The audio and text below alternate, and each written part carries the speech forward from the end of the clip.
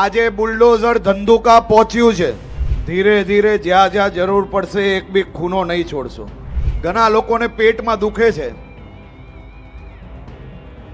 આ ગુંડા ટપોરીઓ લુખ્ખાઓ તમારા હક માટે સુરક્ષિત રખાયેલી જગ્યાઓ પર બાંધકામ કરીને 2 નંબરના ધંધા કરે અને એના મકાનો પર બુલડોઝર જ્યારે ફેરવીએ તો કઈ પાર્ટીના પેટમાં દુખે છે તેનો તમને સૌને અંદાજો છે.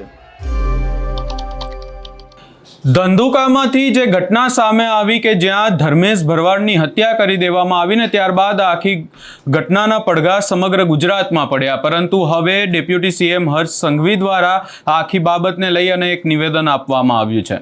શું છે સમગ્ર મામલો એની વિગતે ચર્ચા કરીશું. નમસ્કાર, હું છું ઉજ્જવલ અને આપ જોઈ રહ્યા છો નિર્ભય ન્યૂઝ.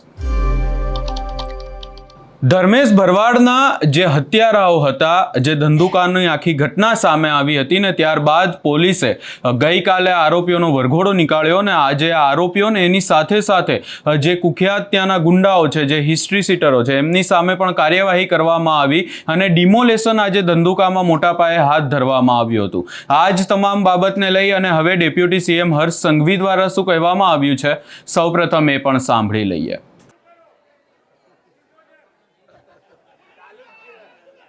આજે બુલડોઝર ધંધુકા પહોંચ્યું છે.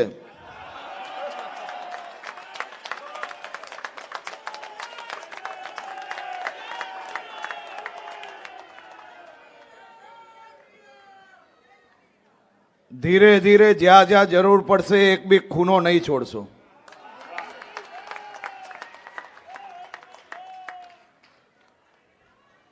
ઘણા લોકોને પેટમાં દુખે છે. આ ગુંડા ટપોરીઓ લુખ્ખાઓ તમારા હક માટે સુરક્ષિત રખાયેલી જગ્યાઓ પર બાંધકામ કરીને 2 નંબરના ધંધા કરે અને એના મકાનો પર બુલડોઝર જ્યારે ફેરવીએ તો કઈ પાર્ટીના પેટમાં દુખે છે તેનો તમને સૌને અંદાજો છે.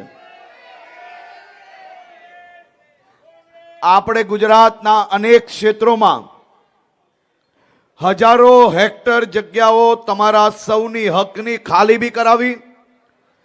અનેક ગુંડા ટપોરીઓએ જે જગ્યાઓ કબજે કરી હતી, જ્યાંથી આ 2 નંબરનો વેપાર ચલાવતા હતા, એ બધી જ જગ્યાઓ સાફ કરીને ક્યાંક પોલીસ સ્ટેશન બનાવ્યા તો ક્યાંક પીએચસી સીએચસી બનાવીને તમારા સૌની સ્વાસ્થ્યની ચિંતા કરતી સારવાર કેન્દ્ર બનાવવાનું કામ આપણી ભૂપેન્દ્રભાઈ પટેલની સરકાર દ્વારા કરવામાં આવ્યું છે.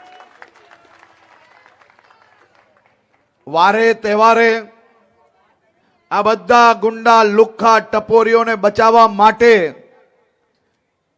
આ બધા જ લોકો વહેલી સવારે ઉઠીને રાત પડે ત્યાર સુધી 1008 વાર મારું નામ ના લે ત્યાર સુધી આ લોકોને ઊંઘ નથી આવતી.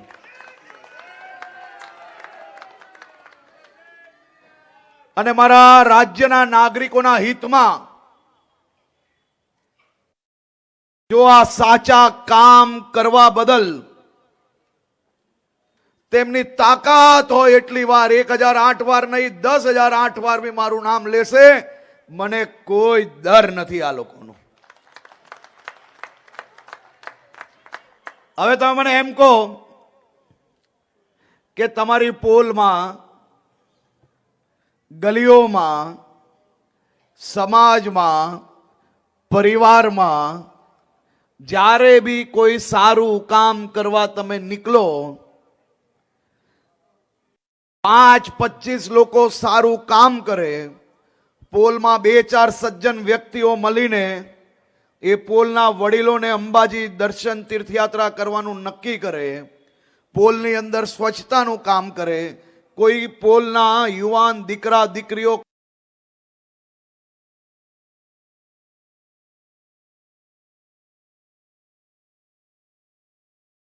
ખોટા રસ્તે ના જાય તેનું ધ્યાન રાખે, આ બધું 1400 મળે કે ના મળે? તો આપણે એ 1400 નું શું કરીએ? હા,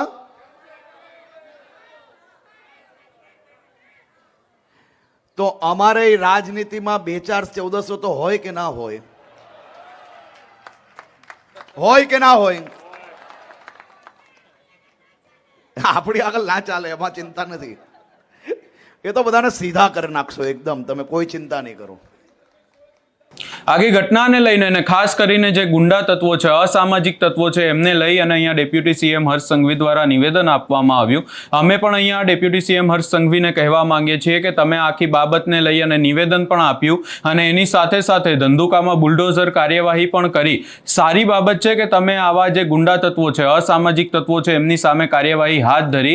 પરંતુ અમે અહીંયા એમને એ પણ કહેવા માંગીએ છીએ કે આ જે આખી ઘટનામાં જે આરોપીઓને પકડવામાં આવ્યા છે એમની સામે કડકથી કડક કાર્યવાહી થાય તો સારું રહેશે. કારણ કે આ ધંધુકામાં 5મી એવી ઘટના છે કે જ્યાં ભરવાડ સમાજના કોઈ યુવકની હત્યા કરી દેવામાં આવી હોય ને એનાથી પણ વિશેષ કિશન ભરવાડ કે જેમની 20 દિવસના જે દીકરા ઉપર તમે હાથ મૂકીને બોલીને આવ્યા હતા કે એમને ન્યાય મળશે, હજી સુધી એ પરિવાર પણ ન્યાયની માંગણી કરી રહ્યું છે. બુલડોઝર કાર્યવાહી, વરઘોડા નીકાળવા, આ તમામ બાબતો અને આ કાર્યવાહીઓ સારી છે અને થવી પણ જોઈએ. પરંતુ એનાથી પણ વિશેષ કોર્ટમાં જ્યારે આ આખો કેસ જાય ને જે પોલીસ દ્વારા કાર્યવાહી કરવામાં આવી રહી છે ત્યારે આખા કેસમાં આ યુવકને ન્યાય પણ મળે એવી પણ અમે તમારી પાસેથી આશા રાખીએ છીએ. આ આખી બાબતમાં જો પોલીસની કાર્યવાહીની ખાસ કરી અને વાત કરીએ તો પોલીસ દ્વારા આખા કેસમાં જે 2 આરોપીઓ છે, જે મુખ્ય આરોપી છે રિઝવાન અને સમીર, એમની ધરપકડ પણ કરવામાં આવી છે. પોલીસે આ આખી બાબતમાં જે ઘટના સ્થળ હતું ત્યાં રિકન્સ્ટ્રક્શન પણ કર્યું, આરોપીઓને લઈને પોલીસ પહોંચી હતી.